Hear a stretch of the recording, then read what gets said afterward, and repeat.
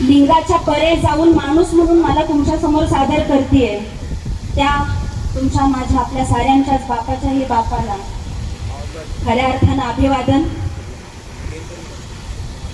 16 डिसेंबर 2012 निर्भया हत्याकांड दिल्ली.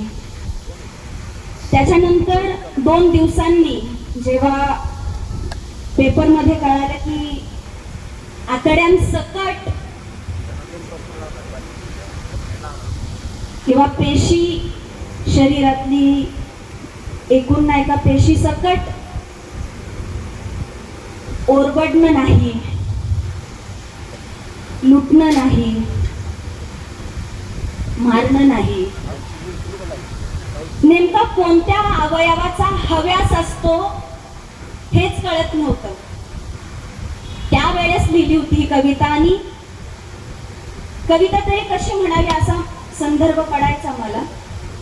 त्याच्यानंतर जेव्हा कुठे घेतली गेली तर ती अश्लील म्हणून बऱ्याच वेळा बॅन केली गेली.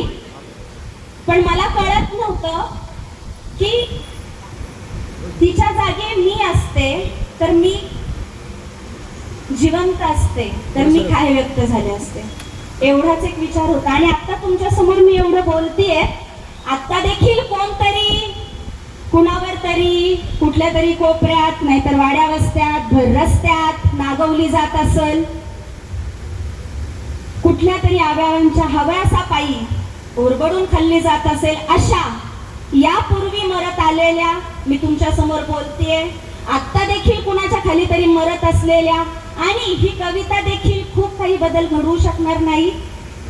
ही अशी थोडीशी नकारात्मक मानसिकता जरी धरून बोलले तरी इथून पुढं कायदे नियम तुमच्या आमच्यातली माणुसकी जिवंत असून देखील यापुढे देखील ज्या मरणार आहेत अशा आपल्या सर्व जातिवंत जिवंत माणसांमधलेल्या भावी निर्भयांसाठीची कविता आहे.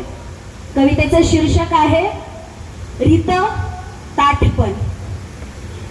आणि ह्या साहित्यिकांच्या छान सुंदर शब्दांचा मुलाहिजा न ठेवता बोलतीये. हाताला हस्त म्हणल्यानं, पायाला पद म्हणल्यानं, डोक्याला मस्तक म्हणल्यानं जर कविता अश्लीलतेचे चौकटी पाळत असेल किंवा मोडत असेल तर मला असं वाटतं साहित्य कुठेतरी ऑलरेडी हरलंय. रित ताठपण. आज मी बलात्काराच्या बाजूनं उभं राहावं म्हणतीये.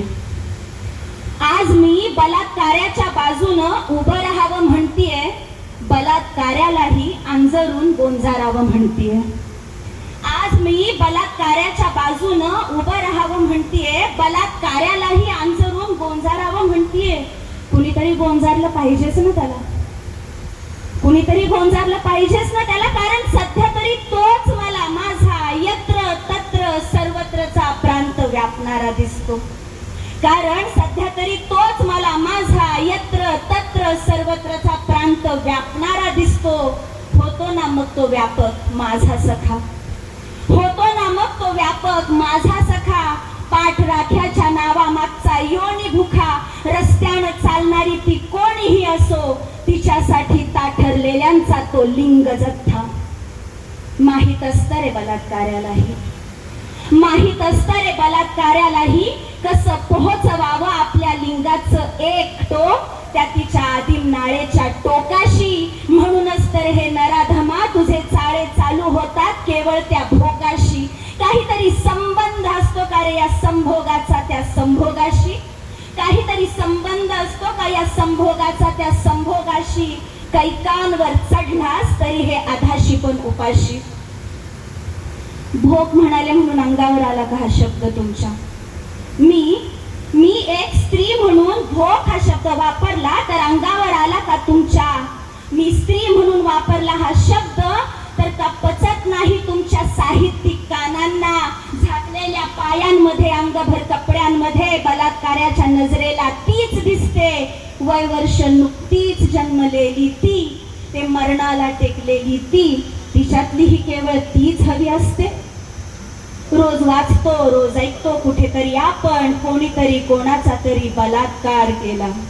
रोज वाचतो, रोज ऐकतो कुठेतरी आपण कोणीतरी कोणाचा तरी बलात्कार केला. रोज वाचतो, रोज ऐकतो कुठेतरी आपण कोणीतरी कोणाचा तरी सत्कार केला. बलात्काराचा सत्कार करणाऱ्या लिंगाच्या वखवखलेपणाची बातमी होत नसते मित्रा. बलात्काराचा सत्कार करणाऱ्या लिंगाच्या वखवखलेपणाची बातमी होत नसते मित्रा, आणि लिंगाच्या घुसमटलेपणाचीही नाही. हा, घुसमटलेपणच म्हणायला हवं ना ते. बरोबर आहे, घुसमटलेपणच म्हणायला हवं ना ते. असं अचानक उफाळून येणारं असतं ते, असं अचानक दाटून आलेलं कॅथर्सिस असतं म्हणे ते, असं अचानकच मग कुणावर तरी चढू वाटतं म्हणे.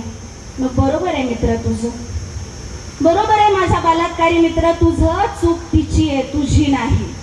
चूक तिची आहे, तुझी नाही, कारण ती कमी पडते, ती एकटी पडते तुझ्या एकाच लिंगाचे दशावतार सहन करायला. तुझं बरोबर आहे, चूक तिची आहे, तुझी नाही. तू केवळ तुझं लिंग कुठं ठसतोस रे तिथं.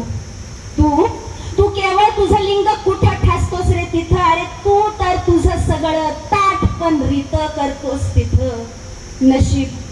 नशीब काही मिनिटाच्या सीसॉच्या खेळानंतर ते तप्त लिंग लोखंड म्हणे हलकं होतं. नशीब काही मिनिटाच्या सीसॉच्या खेळानंतर ते तप्त लिंग लोखंड म्हणे हलकं होतं. आणि बलात्कार पीडितेचं योनी गर्भ तुझ्या भावी बलात्कारी शुक्राणूंनी भरलेलं मडकं होतं. आणि त्यानंतर रीते होतात हे पाहणारे वाहणारे माझे अंध डोळे, आणि शांत होतात हे लिहिणारे पण काहीही न करू शकणारे शंढ हात.